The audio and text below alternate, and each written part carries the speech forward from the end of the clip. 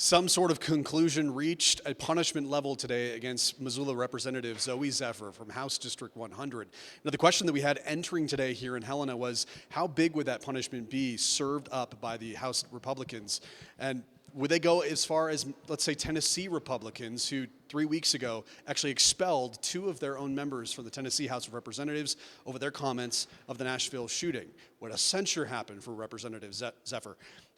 None of those happened, but a punishment was leveled, and that punishment voted on today by the entire Montana House of Representatives. After Monday's protests ended with 7 people arrested, the motion to discipline Zephyr today was based on her actions on that day specifically. The final vote, 68-32, fell exactly along party lines. Now, that punishment will be Zephyr will no longer be able to participate in the session in person on the House floor. She'll be barred from the gallery in the anteroom as well, and will only be able to participate remotely. And folks, the critical thing here, she will not be allowed to speak on bills, only participate in voting. Today, in a motion brought forth by Majority Leader Sue Vinton of Billings, 3 legislators spoke in favor of Zephyr, 3 against. And the theme for the Democrats, silencing this representative is a dangerous precedent to set, and that what Zephyr did was not the most egregious thing that's ever been seen on the Montana House floor. And always remember, so when you point your finger at somebody, look how many is pointing back. And so when you take that into context, that with this thing here that's before us, there's a lot of events that happen, and not only in this body, but over in the body of the Senate in the last 21 years, as well as 21 years and 11 sessions I've seen here. This is nothing compared to some of the events that have occurred that we're making this as egregious as they are. Now, the Republicans condemned the, quote, inappropriate behavior and challenged that the punishment leveled against Zephyr was fair, it was just, and it was reasonable. Our constituents in our state deserve better.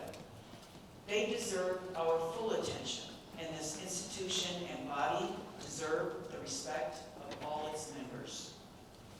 However, it has not been respected, and we must regain the decorum of this body, not only now, but also to set precedent for the future. Now, Zephyr was actually allowed to speak on her behalf, defend herself today on the Montana House floor. It was actually the first time she officially spoke on the House floor since last Wednesday. That's when this whole controversy and her comments began.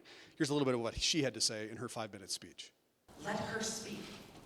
Let her speak. And when the speaker gavelled down the people demanding that democracy work, demanding that their representative be heard, when he gavelled down, what he was doing is driving a nail in the coffin of democracy. But you cannot kill democracy that easily. And that is why they kept chanting, let her speak. And why I raised my microphone to amplify their voices, to make sure that the people who elected me here are heard.